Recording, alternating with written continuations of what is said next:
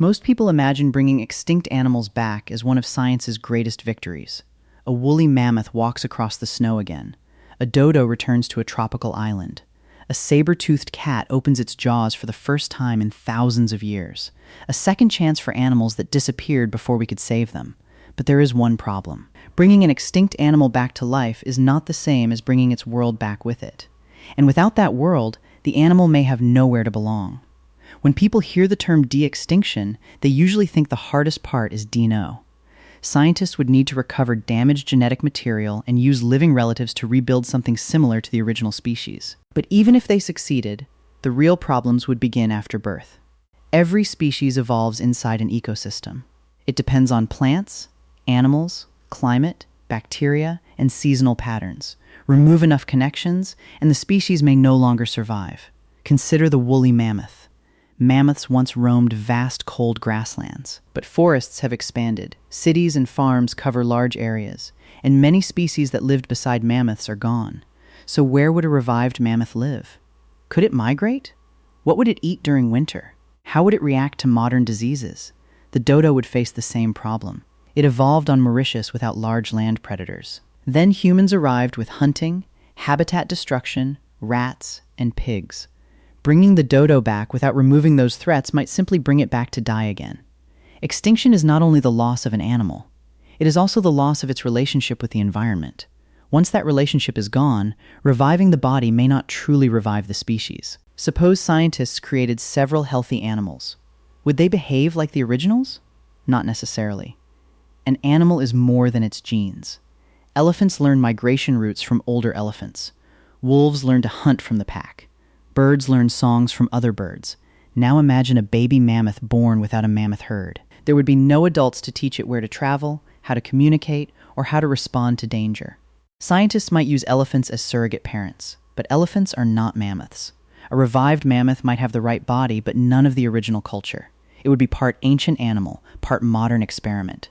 Some extinct animals once performed important ecological jobs. Large herbivores spread seeds and created open habitats. Predators controlled prey populations. Birds carried seeds across long distances. If a revived species restored one of these functions, it might help repair a damaged ecosystem. Mammoth-like animals could knock down shrubs and encourage northern grasslands. These changes might help frozen soil remain colder and slow the release of stored carbon. But ecosystems are not machines waiting for a missing part. They have continued changing since those animals disappeared. New species have occupied old roles. Temperatures have shifted. Human activity has transformed the landscape. Many living species are already struggling with habitat loss and climate change. A revived predator might hunt animals that never evolved defenses against it. A large herbivore might damage fragile vegetation. A revived species could carry unfamiliar pathogens or die from modern diseases. Then there is the human problem. What if a predator attacks livestock or a herd destroys farmland? Who pays for the damage? Who decides where these animals can live? De-extinction would also be extremely expensive. The laboratories, breeding programs, medical care, and protected habitats required to revive one species could cost enormous amounts of money. Meanwhile, many living species are moving toward extinction right now. Some could still be saved through habitat protection, anti-poaching programs, and conservation breeding. So which should receive more attention? An extinct animal that might return, or a living animal that has not disappeared yet? The dream of reviving extinct species is powerful because it offers humans something rare, a chance to reverse an irreversible mistake. But nature does not have a reset button. Scientists may copy genes, rebuild bodies, and recreate lost physical traits. What they cannot easily recreate is time. They cannot fully restore the climate, landscape, social knowledge, and ecological relationships that shaped an extinct species. If extinct animals returned, they would create a collision between the ancient world and the modern one. Some might survive.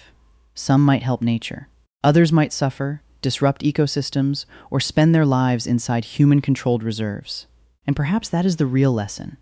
We should not protect species because we believe science can revive them later. We should protect them because once a species disappears, we lose far more than its DNA.